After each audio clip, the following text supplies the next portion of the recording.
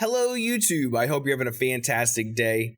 In today's video, we're talking about the PowerPoint 2016 exam, and we're looking at the third subdomain called Insert Tables, Charts, SmartArt, and Media. Overall, this accommodates for 20 to 25% of the overall exam. I'll go ahead and throw up a graphic so you can look at the domain with me. This video started to get a little bit long, so this is going to be a two-part series. This is the second video, and in this video, we're going to go ahead and cover Insert and Format SmartArt graphics, and Insert and Manage Media. Let's go ahead and jump into PowerPoint.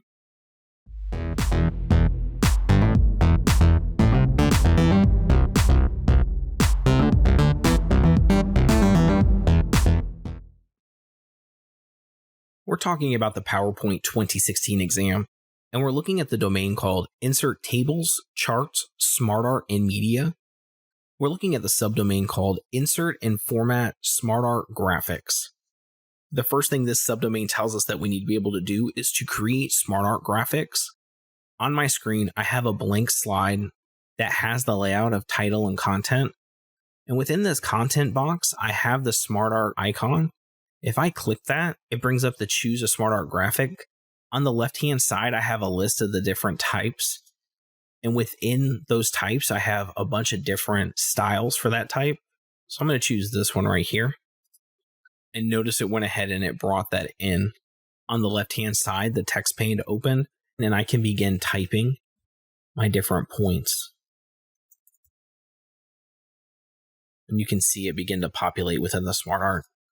I'm going to go ahead and delete this because it tells us that we need to be able to convert a list to a SmartArt graphic. So let me go ahead and type in some text quickly. With this list, if I select it, I can right-click on it and click Convert to SmartArt. Within that, I have a quick set of styles to choose from, or I can click More SmartArt Graphics. For this one, I'm going to choose this. This one's a little bit more advanced because we have the ability to add a picture. I can click on this to open up the Insert Pictures. This subdomain tells us that we need to be able to add shapes to SmartArt graphics. Normally what I do is just go to the end of a bullet and hit enter to insert a new shape. But you can also do that from the SmartArt Design tab and click Add Shape. And we can choose Add Shape after or before. This subdomain also tells us that we need to be able to reorder the shapes in the SmartArt graphics.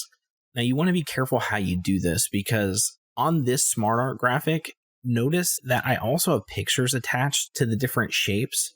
And if I move the shape in a way that I'm not showing right now, your picture won't necessarily carry with the bullet. And so the best way to move shapes around is on the SmartArt Design tab in the Create a Graphic group, click Move Up or Down. Watch as I click down. Notice that that shape dropped below second. And if I wanted to move it to be first, I could just click this twice. And notice my cursor is just within this bullet area to make that change. The last thing that this subdomain tells us that we need to be able to do is to change the color of the SmartArt graphics. With the SmartArt shape selected, we have the SmartArt Tools Design tab. We're in the SmartArt Styles group, and we can click Change Color. You can scroll through this list. There's really a lot of colors to choose from.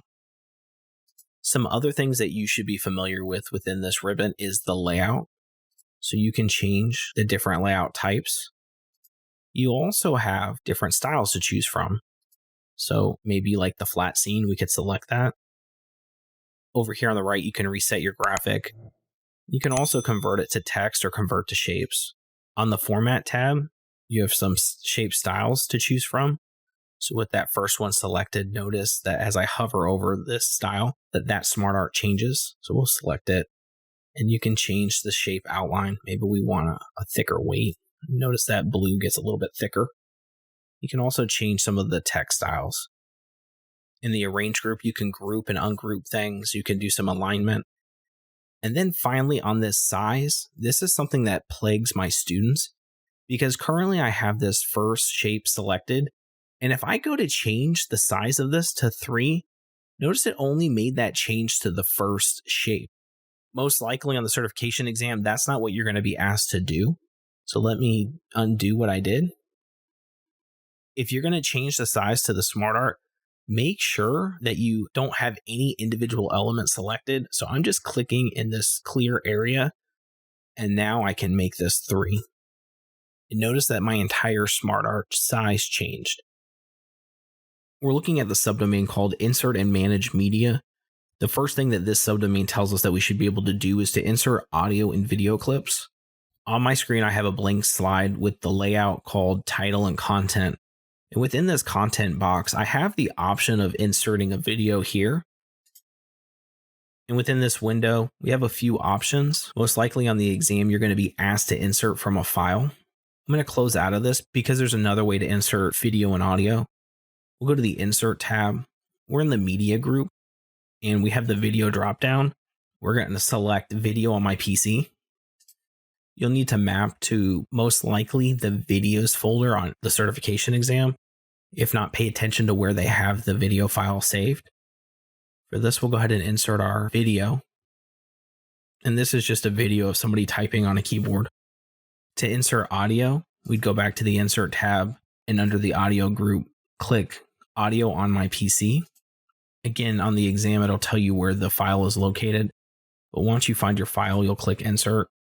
And this time I get a little audio icon for the music track that we just put in. This subdomain tells us that we need to be able to configure media playback options. So whether you're selecting the video or you're selecting the audio, with either selection, you get special tabs at the top.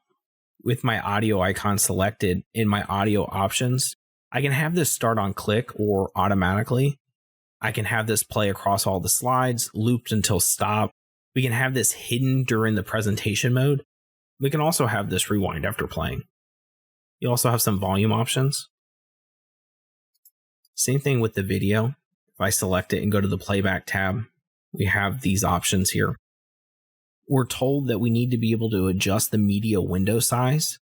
And that's as simple as just clicking and dragging the corners of it in or out on either the video or the audio track. You can also go to the Format tab with those selected and go to the Size group.